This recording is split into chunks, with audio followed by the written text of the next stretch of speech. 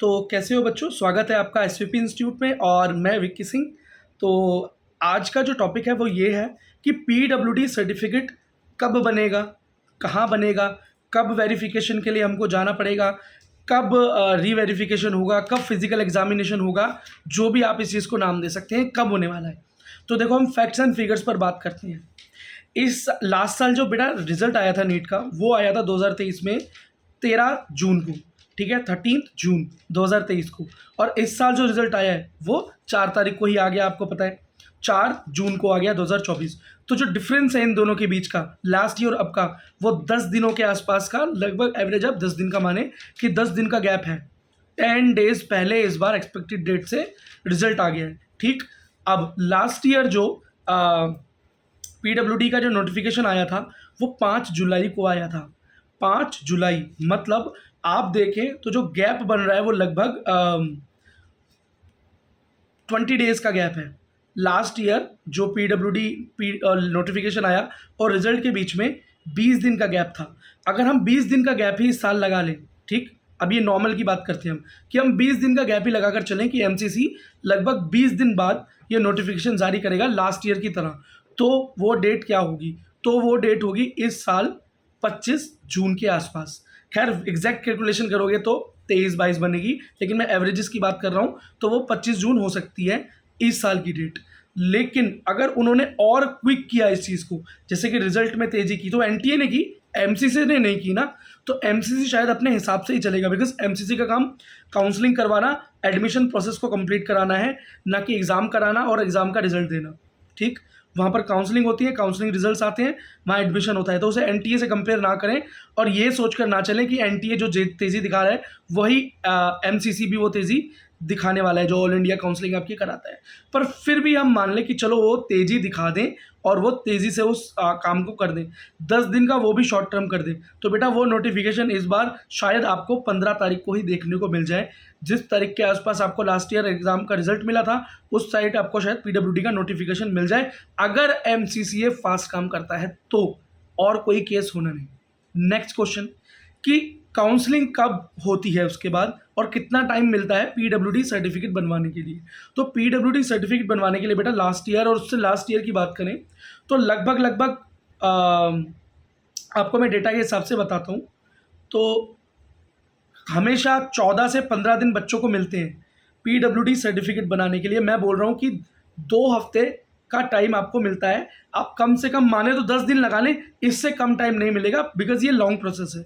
Long process से मतलब बच्चों को अपनी स्टेट छोड़कर दूसरी स्टेट जाना पड़ता है कई बार, क्योंकि सारी स्टेट्स के अंदर एनटीए सेंटर नहीं है। इस वीडियो के लास्ट में मैं बताने वाला हूँ कौन कौन से सेंटर्स हैं, टोटल 16, और कौन कौन सी डिसेबिलिटी कहाँ कहाँ पर होती है। तो आप अपनी अभी से ट्रिप प्लान कर सकते हैं भाई कि इस कॉलेज जाना पड़ेगा, मेरा ये डिसेबिलिटी है, ठीक है। ऐसा नहीं आप किसी भी 16 में से कॉलेज में पहुंच जाए, आपकी डिसेबिलिटी भी वहाँ चेक होनी चाहिए, ये भी इंपॉर्टेंट है। तो वीडियो में लास्ट तक बने रहना बहुत ज़रूरी है, ठीक है। तो 14 दिन मिलते हैं। तो लास्ट ईयर जो काउंसलिंग शुरू हुई थी, 5 जुलाई को नोटिफिकेशन आया पीडब्ल्यूडी सर्टिफिकेट बनाने का, और 20 जुलाई को काउंसलिंग शुरू हुई थी एमसीसी की, ठीक है। तो लगभग बीच में 14 दिन का टाइम था, 14-15 दिन का टाइम आप मान के चलें कि 15 डेज 14 डेज मिले तो 2 हफ्ते आपको मिले। टाइम आपको इस बार भी इतना ही मिलेगा। अगर 15 तारीख को भी नोटिफिकेशन आ जाता है तो लगभग जून 1 या 2, मतलब सॉरी जुलाई 1 या 2 को आपकी काउंसलिंग होगी, ठीक है, ऑल इंडिया की। और स्टेट की first round of all India के बाद होती है। अगर वो काउंसलिंग प्रोसेस आप समझना चाहते हो तो कैसे होती है online counselling, MCC all India counselling के बारे में एक डेडिकेटेड वीडियो मैंने बनाया हुआ है, और स्टेट काउंसलिंग के बारे में उसमें बहुत detailed first round, second round, third round, registration fees, exit करना, कॉलेज चूज़ करना, सब कुछ वेरी डिटेल्ड आंसर है भाई। तो उसको देख लेना, बहुत हेल्पफुल रहने वाली है आपके लिए। तो इस बार मैंने आपको सारे सिनेरियोज बता दिए, ठीक है। तो लास्ट ईयर का कंपैरिजन, उससे लास्ट ईयर के कंपैरिजन करने पर यह पता चला कि 2 हफ्ते का टाइम मिल रहा है काउंसलिंग से पहले।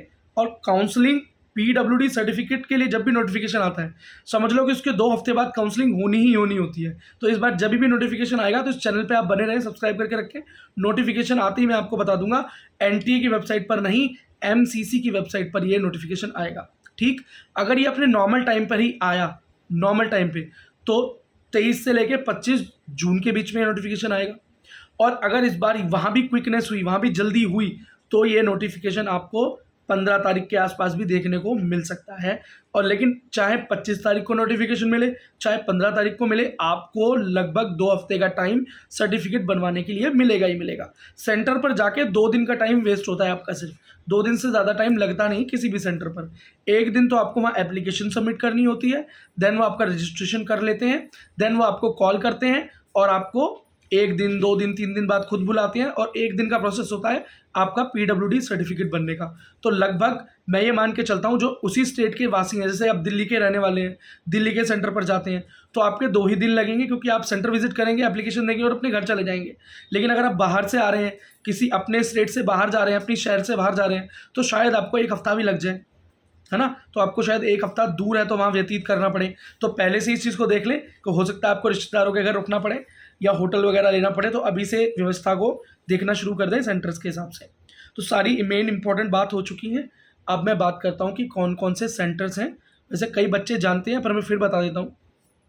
सबसे पहला डिसेबिलिटी सेंटर 16 में से है वर्धमान महावीर मेडिकल कॉलेज, जिसे सफदरजंग हॉस्पिटल भी कहते हैं। एम्स दिल्ली के ठीक अपोजिट साइड में है। यहाँ पर सारी डिसेबिलिटीज़ कवर की जाती हैं और इंटेलेक्चुअल डिसेबिलिटी और ऑडिटरी मतलब स्पीच वाली डिसेबिलिटीज़ को छोड़कर, तो ये वाले बच्चे वहाँ ना जाएं, बाकी सारी डिसेबिलिटीज़ वहाँ पे होती हैं कवर। सेकंड है भाई All India Institute of Physical Medicine and Rehabilitation, AIIPMR Mumbai. यहाँ पर only and only locomotor disability check होती है और बहुत ज़्यादा अच्छे से होती है। तो लोकोमोटर वाले मेरी सजेशन में इस कॉलेज में कम जाए थोड़ा सा, अगर मजबूरी ना हो तो, ठीक है। और अगर आपकी डिसेबिलिटी एकदम जेन्युइन है, आपको लगता है भैया मैं तो बिल्कुल ही डिसेबल हूँ, व्हील चेयर पर ही चलता हूँ, बिना सहारे के चल ही नहीं सकता, तो आप इस कॉलेज जाके वेरिफिकेशन के लिए जाएँ। लेकिन कुछ ऐसे लोकोमोटर वाले बच्चे होते हैं जो दिखने में नहीं लगते, चलने में ज़्यादा पता नहीं चलता, पर एक्चुअली थोड़ी देर बाद चलने के बाद उनको दिक्कत होती है, या बहुत ज़्यादा वो नहीं चल सकते, दौड़ नहीं सकते, पर देखने में वो लगते नहीं है कि वो फिजिकली हैंडिकैप। तो इस कॉलेज में ना जाएं, बिकॉज यहाँ पर स्पेशली सिर्फ लोकोमोटर डिसेबिलिटी चेक होती है, तो आप दिक्कत में आ सकते हैं। Next institute of post graduation medical education and research, IPGMER Kolkata, और यहाँ पर सारी डिसेबिलिटीज़ कवर होती हैं, ठीक है। कोलकाता के अंदर यही है, तो समझ लो न्यू दिल्ली, मुंबई और कोलकाता के में आपको एक एक सेंटर मिल गया। अब मद्रास मेडिकल कॉलेज चेन्नई, तो चेन्नई वाले बच्चों के लिए भी एक मिल गया, यहाँ पर सारी डिसेबिलिटीज़ कवर होती हैं।